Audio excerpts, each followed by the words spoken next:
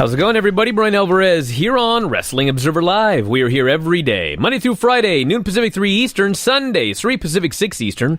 Got a lot to talk about on the show today. Dave Meltzer joining us in the second segment of the show. We'll have a lot of time for your phone calls, emails, text messages, and more. So if you want to give us a call here today, you should know the number, 844-411-5411. Text messages, 425-780-7566. Got this news literally right as we started the show here. Jimmy Uso arrested, disorderly conduct, and obstruction. Jimmy Uso is free on bond following an arrest for disorderly conduct and obstruction. According to TMZ, Uso, real name Jonathan Salofa Fatu, was arrested after being pulled over near downtown Detroit. His wife, Trinity, a.k.a. Naomi, was allegedly driving in the wrong direction on a one-way street when they were pulled over. Police noted that their car smelled of alcohol. As the police were talking to Naomi, Uso allegedly exited the car despite commands from police and took off his shirt and jacket as if he were about to engage in a fight. Police officer was said to have taken out his taser in fear for his safety. Uso was eventually calmed down and complied with police and was arrested for disorderly conduct and obstruction. He was taken to jail, where he later posted bond and was released. WWE has since released a statement saying Jonathan Fatu is responsible for his own personal actions. They're scheduled to face Miz and Shane McMahon in a Smackdown Tag Team title match this Sunday at Elimination Chamber. A lot of questions now.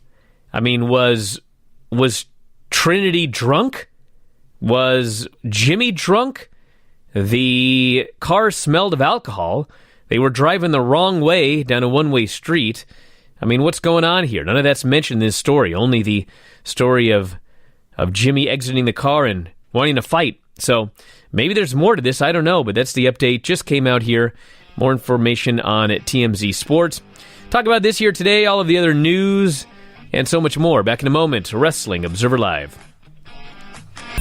Back in the show, Bryan Alvarez here, Wrestling Observer Live. Mike Sempervive, also of WrestlingObserver.com. Well, during the break, I read the article on TMZ, and no new information right there, so I don't know what's going on. Driving the wrong way down a one-way, smells like alcohol in the car, but no mention of them getting a DUI, DWI, anything like that, so I don't know what's going on. Only know that Jimmy went a little crazy there and was arrested. And I guess we'll find out what happens. They're scheduled to defend the tag team titles, or challenge for the tag team titles on Sunday, in a match with the Miz and Shane McMahon. Can't wait for that one. Mike, any thoughts on this? It's possible he and Naomi may take the falls for their respective teams coming up here on Sunday. It's possible. I think you'll be surprised. Really? Yep. Because the Usos' contracts are coming up here in a few months. And the company doesn't want him going to AEW. So I wouldn't be surprised if the Usos won the titles, quite frankly. So, well, you know, that does serve two masters then, too, if you are thinking that Miz and Shane are going to battle at WrestleMania, then you have their, split possibly happening there over the loss of the tag team titles. Well, they could also win and then lose to the Usos at the next pay-per-view. Or they could promise the Usos the titles at WrestleMania to get them to stay. A lot of things they could do. They don't want anyone leaving. That's why Dean Ambrose pretty much already announced he's leaving, yet he still won on Monday. Are titles that important? To some people they are. I guess so. Everyone's different. Some people they're very important, some people they're not important at all. So money and dates has always been a thing in wrestling. More than I guess to some people, Bret Hart, I guess, titles were the most important thing, I guess. But so this is the card for the Elimination Chamber on Sunday, everybody. We got Daniel Bryan, AJ Styles, Jeff Hardy, Kofi, Samoa Joe, Randy Orton, Elimination Chamber match. We have Sasha, Bayley, Mandy and Sonya, Nia and Tamina, Billy and Peyton, Liv and Sarah Logan, and Naomi and Carmella in an Elimination Chamber match for the women's tag team titles. And you know what? I didn't even notice this. I didn't even realize this till somebody pointed this out on the board. But do you realize that on SmackDown this past Tuesday night, they had a match. It was Mandy and Sonya, Naomi and Carmella, and Peyton and Billy. And the stipulation was that the losing team would enter the Elimination Chamber first, right? Yes. Why did anyone tag in? Like, I was joking about how they didn't even let Peyton and Billy into the match, but it was pointed out to me that they were trying to not get tagged in because they didn't want to lose. And when that was mentioned to me, I suddenly realized what a stupid match that was. Why would you even tag in a three-way? Why didn't all teams just stand on the apron and refuse to get in the ring? Because you're still signed into a match and there must be competition. The referee is going to disqualify someone if he begins the count, if there's a lack of action. There have been times, although rare, where somebody has been disqualified for not enough action in a fight. So never. You could extrapolate out and try to get that. Of all people to defend WWE. Plus, you're fighting pride, Bryan. You can only do this match if the steps are that the winning team goes in last and the losing team goes in first. Then there's incentive for all teams to be in the ring. Instead, if there was nothing on the line for the winners. Pride? Are you kidding me?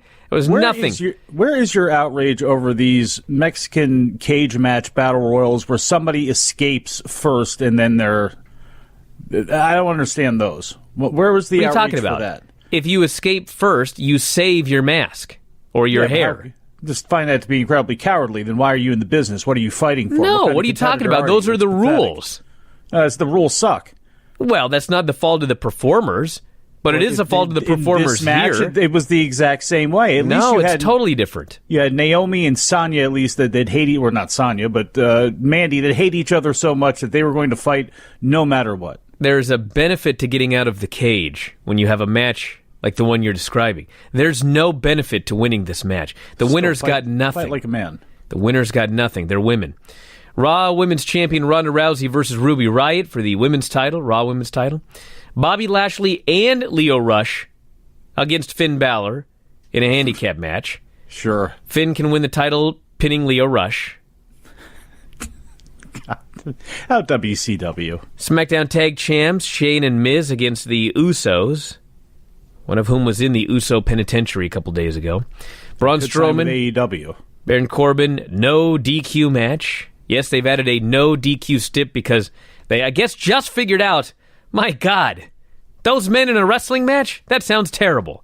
Now they can go outside and hit each other with stuff and brawl backstage and use all the Strowman gimmicks. And then Buddy Murphy against Akira Tozawa for the Cruiserweight title. Yeah, I got a better idea for that Braun Strowman match. Why don't you just have him go out there, kill him in 15 seconds, and give the rest of the time to Buddy Murphy and Tozawa? Well, because they don't do that. That's the answer. As of right now, nothing has been relegated to the pre-show. So either one of the matches will end up on the pre-show, or they're going to add a match that will end up on the pre-show. I guess we'll find out. Mystery surprise.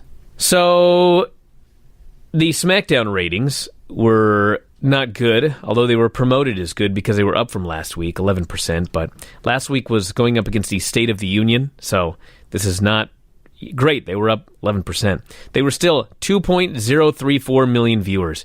A horrific number for a show that had the follow-up to the Becky Charlotte deal and a 1-hour gauntlet match, which, if you recall correctly, when Raw did that 1-hour gauntlet match, I think that match did like 3.7 million viewers or 3.5 million viewers. This thing died in the ratings. So, I don't know what that means. I know what that means. It means nothing, everybody. It means it's going to be a long haul. SmackDown third, 18-49 demo, only retained 83% of the Raw audience from Monday night. Year to year, down 17%, which is actually better than the percentage that Raw was down this past Monday night. So that's the story there. Let's go to the phones. You're on the air. What's going on? Hey, boys. How are you? Savon from New Jersey. Yes, Savon. My man. So just bear with me for a second, guys. Just bear with me for a second. So I know you said that, the Iconics didn't have a tag in. Then why did Bayley tag herself into a match on Raw that was the same steps, right? I believe so, and you're right. I have no idea why. I guess Tom was right. She should have been the Geek of the Week. She got caught up in the action. Yeah, there you go. But the other thing I want to ask you guys.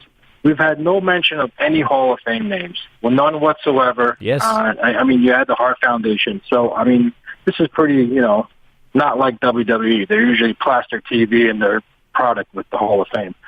Maybe this year, and just hear me out, we do The Undertaker by himself, inducted by Vince McMahon. And if you want to bring him out on Mania, you do the entrance. He says his farewell, and you don't want to, and you wouldn't want to induct anybody else with him because he's just going to outshine anybody that's inducted with him. You induct him by himself. Vince inducts him, and that's the end of the Undertaker. Unless you want to do the entrance at Mania, Savon, one last time. Savon, there's one problem with your theory. They gotta sell out a building here for this Hall of Fame. And they're not going to be able to sell out a building. You don't one think induction. Sell out the building? No, not for you don't one. Think Taker will sell out the building? No, not for one induction. Was he going to be out there for 3 hours doing a speech? It's the Undertaker. Well, I mean, it doesn't have to be 3 hours, but I think we could do 2 hours. Just a once in a. It is New York, New Jersey.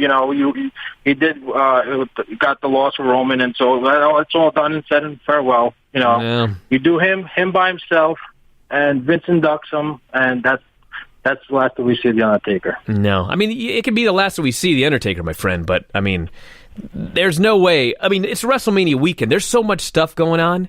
Like, there's no way that they're going to sell out a Saturday night show promising just the Undertaker.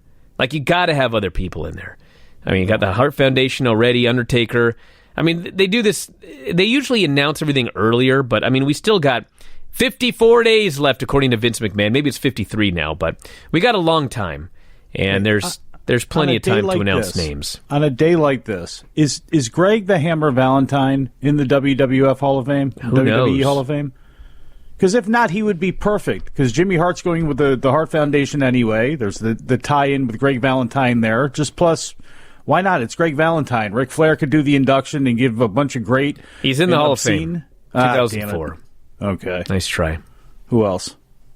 How about Brutus the Barber Beefcake? Oh, no. No, that's okay.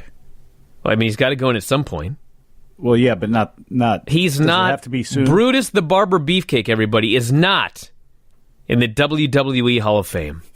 This could be his year. He's chopping his way there to the Hall of Fame. Back in a moment with Big Dave, Wrestling Observer Live. It appears Big Dave is unavailable at the moment. Oh, what a waste of Apache theme music coming back. So you, my friends, can be a Big Dave Meltzer today by giving us a call here at 844-411-5411. You can send your text messages, 425-780-7566. We'll talk some more news here. John Cena. Now, when you say they can be Dave, do you want them to do an impression of Dave? Please, no, Mike. Please. Okay. John Cena is teaming with Nickelodeon, revival of Are You Smarter Than a Fifth Grader? Nickelodeon announced today Cena will host a new version of the game show, which will begin production this spring and is scheduled to premiere later in 2019. He will also be an executive producer on the series. In other words, he must have loved this show and he wants to bring it back. And by the way, not a one-time thing. He's the guest host here. The original premiered on Fox in 2007, hosted by Jeff Foxworthy.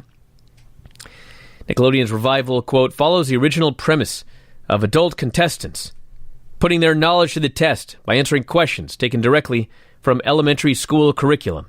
New game elements will be added to the show, including an additional cheat option. That sounds interesting. New ways contestants can enlist the help of their school grade classmates, as well as a final exam where contestants must answer a question from each grade in a race against the clock. There you go. John Cena's new job. He is now playing Jeff Foxworthy. He could be, to crack a joke about that, but he could be a very long-time iconic television figure when it's all said and done. He will never be the star that The Rock is, and at the level of superstardom that he got to, really nobody's going to be. But as far as parlaying out a career, because we see how Chris Jericho has done it and done a very good job, there have been a handful of people over the years, Terry Funk, that have been able to do this. I mean, John Cena knows what he is and knows what his fan base is and knows who gravitates towards him.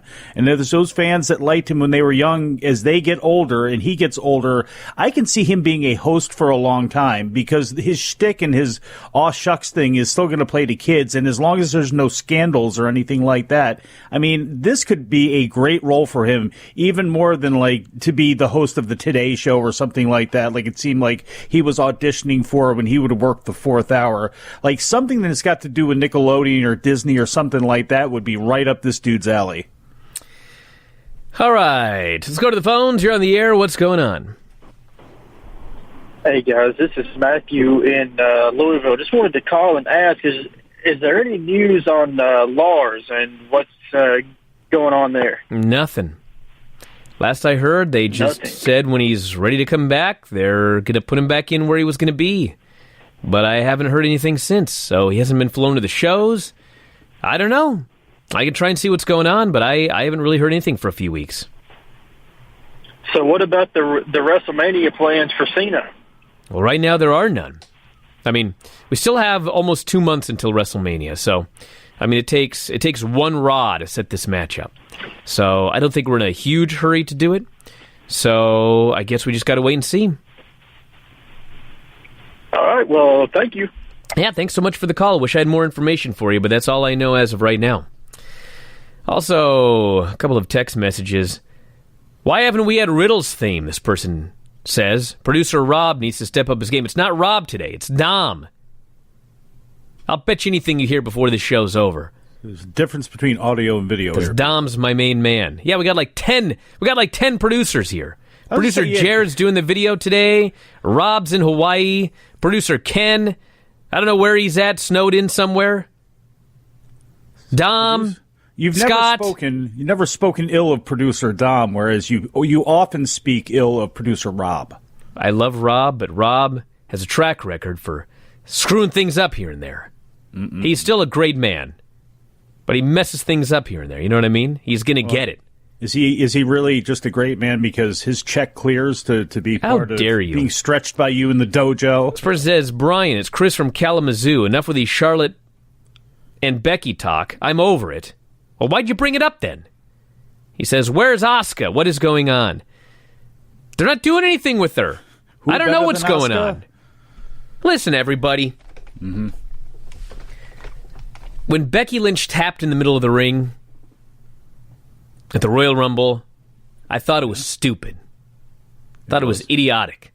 Yeah. Why would they do that? She didn't even get pinned. It wasn't like she got flash pinned when she was going for the disarmer. Like, she goes for the disarmer, but she gets rolled up and pinned. Okay? She submitted. She gave up in the middle of the ring. I said, this is dumb. This is stupid. Yeah.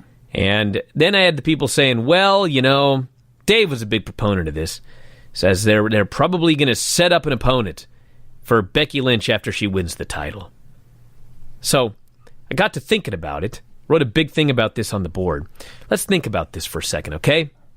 So Asuka hasn't even been on television. She vanished. So there's no Asuka match at Elimination Chamber. Maybe, you know what? Maybe they're going to say that in order for Becky to get into the WrestleMania match, she must beat Asuka at the Fastlane pay-per-view. Now, if that happens, I'll come on here and say, you know what? I was wrong. They did the right thing here. Now, how they're going to sign that match, given that Becky is suspended for 60 days, I don't know. Maybe they'll find an interesting way into it.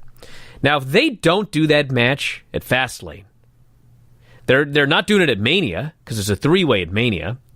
And if they do what I expect them to do, which is have Becky tap out Charlotte, Ronda loses the title without being beaten, and then you do Becky versus Ronda at the following month pay-per-view, one-on-one, and Becky submits Ronda, so she beats Charlotte at Mania and Ronda the month after, then that would mean that there isn't even a chance of an Asuka match until June. Do you guys know what June is? It's a month that comes 6 months after January. Was it named after a Caesar? So you're trying to tell me that in June, Asuka's going to show up on television and she's going to say, I submitted Becky Lynch in January, and therefore I'm getting a shot here at the June pay-per-view. Has that ever happened in the history of WWE? Ever? What'll likely happen is Asuka will have to win a number one contenders match, or they'll do something else where she beats Becky again in a non-title match instead of the championship match. And if they do those two things, then what was the point of her beating her in January?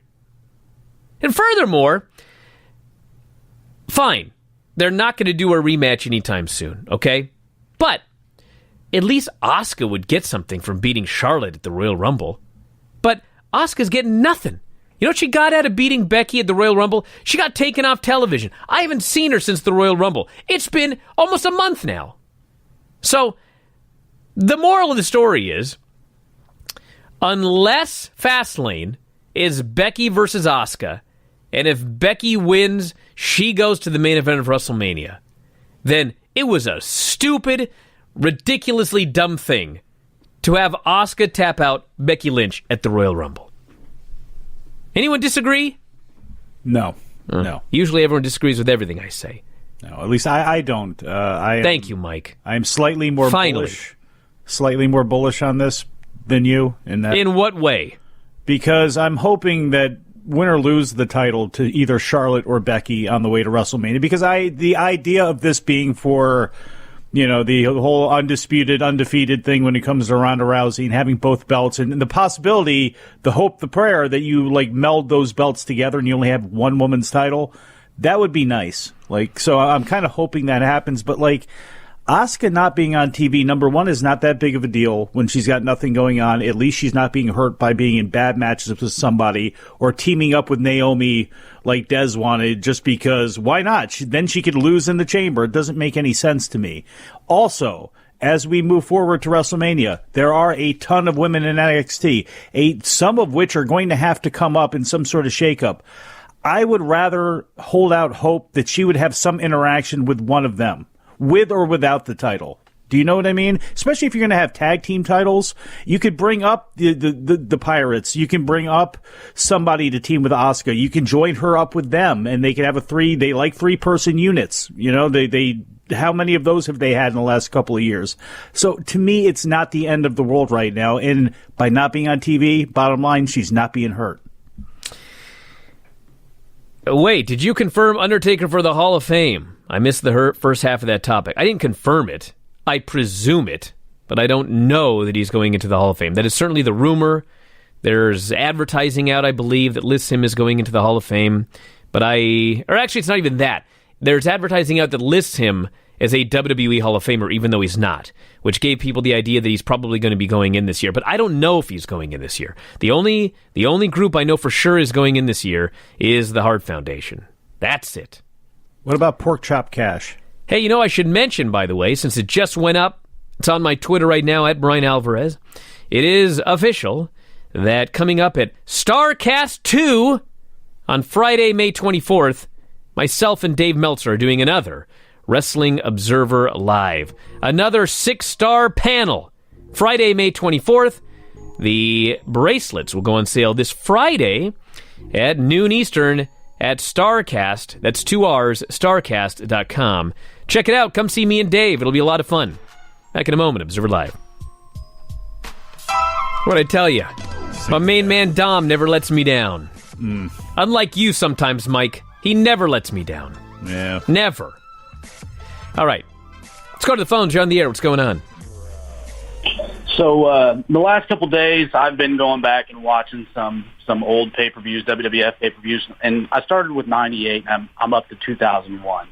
And my question is, to me, from what I'm seeing, what I feel like makes sense is, you had the hardcore title, the European title. You had guys like Chris Benoit, Chris Jericho, Triple H holding these titles, which, one, helps them build their name. 2, makes the title more prestigious because we all know how big those guys became. Wouldn't it make sense to bring these titles back? Because even if you don't have a storyline, something personal, at least you have the title storyline to fall back on, and it helps, with all these guys having nothing going on right now. You had the European title, which ended up getting merged with, the Intercontinental, and the Hardcore did the same thing. So to bring these titles back, at least put something on these guys. It gives them something to do, gives them a storyline. Even if it's not personal, it's like, I don't like you, you attack me, whatever. At least it's like, I want the title. And it helps build names. It gives all these guys that they've got signed, got nothing going on right now, something to do. And to me, it's like, if you watch UFC, if you have the full main card filled with title fights, I'm more likely to buy it than just 2 guys I've never heard of or never on TV anyway. Well, friend. Okay, can I just lean in on this real quick? Because I'm looking at a picture right now of Pete Dunne holding the belt in his mouth, and it's like we have a UK championship, a UK women's championship, tag team championships, all the NXT championships, a US title. It's not having belts. It's not bringing back the TV title or the Western States Heritage title. It's making the belts that they have right now mean something. Like, they have plenty of those. And what they also need to do is create stars and have better stories. That you can have a battle. It's pro wrestling. Like, most of the card for the history of pro wrestling has been for not a title on the line. It's been because of some sort of personal conflict or some sort of sporting atmosphere. Just play into those better. You don't need a bunch more belts. You already have a bunch. Let's do it this way. If you go back to the period that this caller was talking about, everybody worked on Raw and SmackDown. So let's just say, to make it easy, you had a roster of 50 people, okay? So for those 50 people, you had the world title, the Intercontinental title, the European title, the Hardcore title, and the tag team titles. That's 5 belts, right? Okay. Yes. That's 1 belt for every 10 people, by my math. So now you have 50 people. You have the same number of people, let's say, but there's 25 on Raw and 25 on SmackDown, okay? So of those 25 people, you've got a world title, you have got the U.S. or Intercontinental title, you have got tag team titles, and I think that's it. So it's, what, 3? Okay, 3. So that's 1 title for every 8 people. So there's more belts now per person than there were back in the 90s. And we're going to add women's tag team titles. So we don't need more belts. That's not the issue. We have more than enough belts. And I will say, like, yeah, I mean, sort of like, I kind of understand your point with UFC, but like, it ain't what it used to be, dude. I mean, you really care about 5 random championship matches on a UFC show? I mean, can anyone even tell me, like, who's a 170-pound champion? Who's a 185-pound champion? Who's a 145-pound champion? You know what I mean? Like, nobody anymore.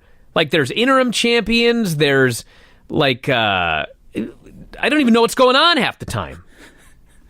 What's his name? He says, yeah, and then the boxing where there are super champions and then regular interim champions and such. There's, like, an interim 170-pound champion or... Oh, my God. The welterweight champion is Georges St. Pierre. No, it's not. Get out of here. What are you talking about? Anderson Silva will always be the 185-pound champion. All right, ESPN's going to try and tell me what we got here, okay? All right. Heavyweight champions Daniel Cormier. Actually, I'm going to say, and then you got like 2 seconds to think about it, I'll tell you, okay? Christ, listeners, okay. Heavyweight, Daniel Cormier. Light heavyweight, John Jones. Middleweight, I can't remember. Robert Whittaker, that's right. He was supposed to fight this weekend, you numbskull. That's right. Welterweight, I can't remember. Tyrone Woodley. Lightweight, Khabib. Oh, yeah, that's right. Featherweight, somebody. Holloway. Bantamweight. I don't know. TJ Dillashaw. There we go. Flyweight. Don't know. Cejudo. All right. Women's featherweight. Who we got? Nunez. All right. Bantamweight.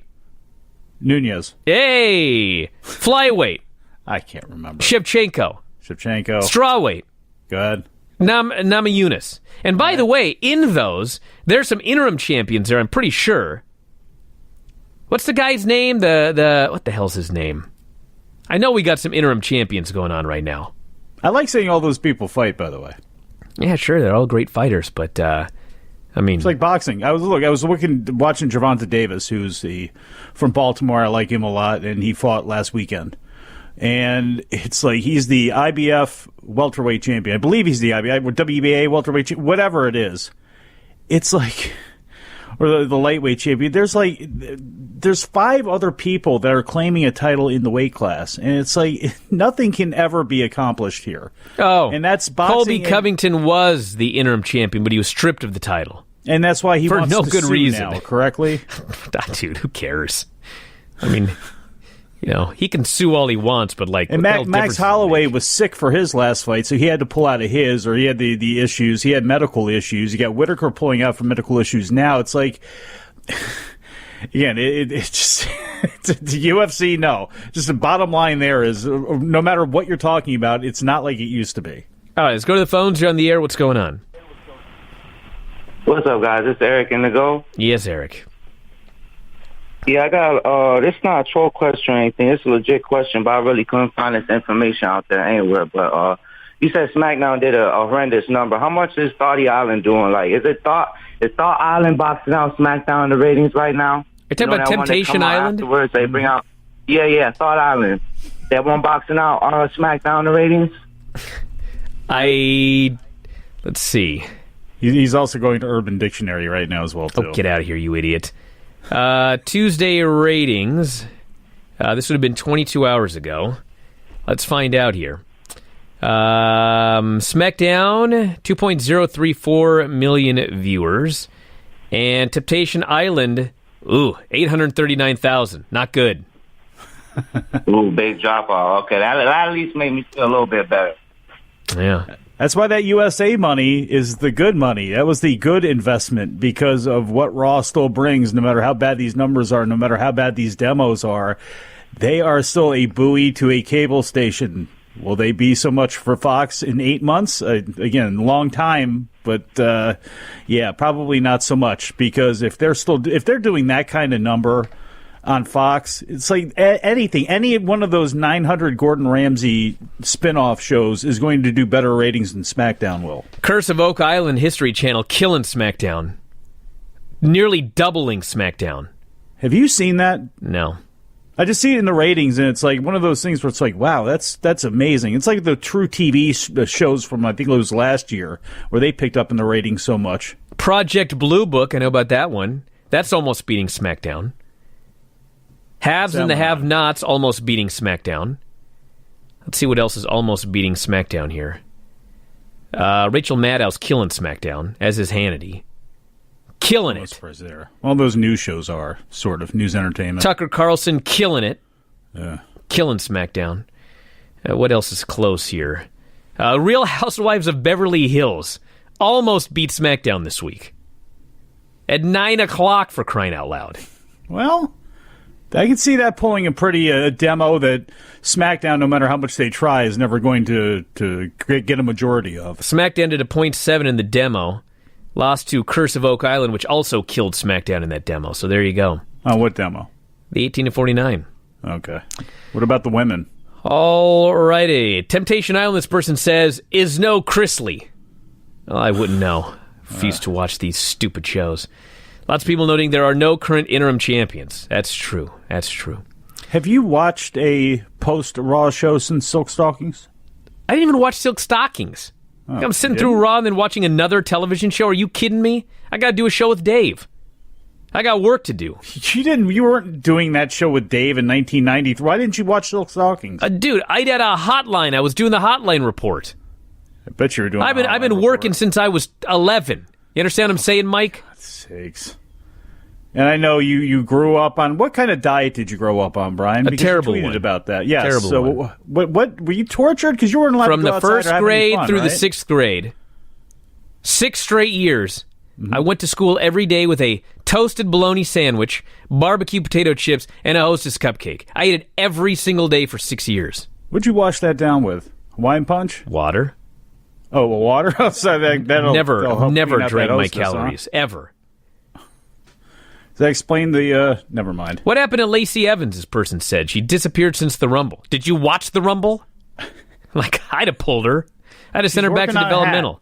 It's get a new hat coming. There might be some other things going on as well, but... Oh, yeah? She's not been around. Watch her show up on Monday. This person says, belts matter more when you have a lengthy title reign. In UFC, you can't control that, but in WWE, you can. Brock doesn't count because he's never on TV. Dude, when Brock finally loses that belt, it's going to be a big deal. It was a big deal when Roman finally beat him for that belt. But at the same time, like, I mean, if you're a hardcore, Pete Dunne still being champion is awesome. But if you're not, like, it doesn't matter. And he's been champion for, like, 2 years now. And you look at Jerry Lawler, and granted, this was Memphis. It's an isolated city and situation, but it's like, it didn't matter. That Southern heavyweight title, he's the champion, been the champion like 986 times there. Like, it doesn't matter how many times he holds it. It's about who's holding it and getting the people involved in whatever he's into. You can have a long, boring reign that means nothing. I mean, there have been NWA, whoever followed Fez, I forget it was, that the guy that he chose, Dick Hutton was like that, where it's just like, they had to get the title off of him, and that's how like Buddy Rogers and how all these other championships spawned, because he was boring and didn't help money. Person says, I like Jay White. I feel there should have been more advertising in alignment with the Bullet Club. They didn't even come out to congratulate him or fly the flag. If he's going to get over big, he needs the Bullet Club recognition to back him. I'm very surprised to see them miss this opportunity. Let me tell you something. Winning the IWGP Heavyweight Championship is a bigger deal than being aligned with the Bullet Club in 2019. Oh, yeah. That's just Gato. If Gato's the heater. That's the only person that you really need. In fact, at this point with Jay White, that's the only person I need. I never have those Bullet Club guys out there the way you have in the past with the other three leaders. Per says, according to the February 26, 2018 Observer, which, by the way, that's only a year ago, the Gauntlet match on Raw only lost 9,000 viewers from hour 2 to 3. It went from 3.5 million to 3.5 million. 3.518 to 3.509. Smackdown, 2 million viewers for a Gauntlet match. This person here says, you walk to school every day in the rain, both ways uphill, without shoes, on rocks. I never said that. I did walk to the bus stop. It was quite a haul back then. Back then, the bus didn't stop every 10 seconds to pick kids up. We had to walk to the bus stop. No sidewalks, I might add. Crazy cars driving, had to jump into the ditch. There were fights at the bus stop. Not making that up. It was a rough upbringing I had. When you would hear... A bear ran through my yard when I was a kid. A black bear. Some kids were chasing it with a stick. Commune in like Western Oregon? My dad said, "Is that your bear?" Back in a moment. Observer Live. Back in the show, Bryan Alvarez here, Wrestling Observer Live. Mike Sempervive, also of WrestlingObserver.com. Bear or Sasquatch, this person asks. I don't remember. I was like 1. I'm pretty sure it was a bear. I hear that it ran on 4 legs. That would suggest a bear. Person says, I heard baloney stunts your growth. Yeah, that's baloney. I'm the tallest guy in my family. So shut up. It's so funny. What, did you guys live in a tree in the forest? What are you talking about? Nothing. What does that have to do with bologna? I liked bologna sandwiches. And it had to be toasted with only mayo. Mayo? Yep. Loved it. Oh, my God. Mm-hmm. You heard me. Well, it turned out just fine, Mike. What are you talking about? This person here says, have Asuka turn heel and wear her face paint, then call up Kyrie and have them face off at Mania. Lots of fantasy booking, everybody. Let's think about what we're fantasy booking here. WWE. They called up Lacey Evans. They left Kyrie and Io Shirai in NXT. Don't hold your breath, everybody. Don't hold your breath. Bologna sandwiches with mayonnaise. Are you sure you're only half white? Person says Cena has to buy a ticket again. No road to WrestleMania. That's sad. But hey, Lars can pave that road, baby. That road to WrestleMania for John Cena. All right, we're running out of time here, everybody. We're going to be back tomorrow. The Doctor of Lucha is going to join us, I presume. And, of course, we got a lot of stuff coming up on the front page. I have been alerted that Vinny is venturing out for the first time in 2 weeks today. He's going to make it to the house tonight. Therefore, what if he sees a shadow? The usual granny segment. You think he can't see his shadow? The usual granny segment. Then we'll have NXT, followed by WWF Superstars of Wrestling. It's going to be a fun time tonight, so check that out. And that is here from everybody. That is it from here, everybody. Pardon me while I play Stephanie McMahon. Thanks, Mike, as always. Callers and listeners, everybody in the studio. Talk to you again next time. Wrestling Observer Live.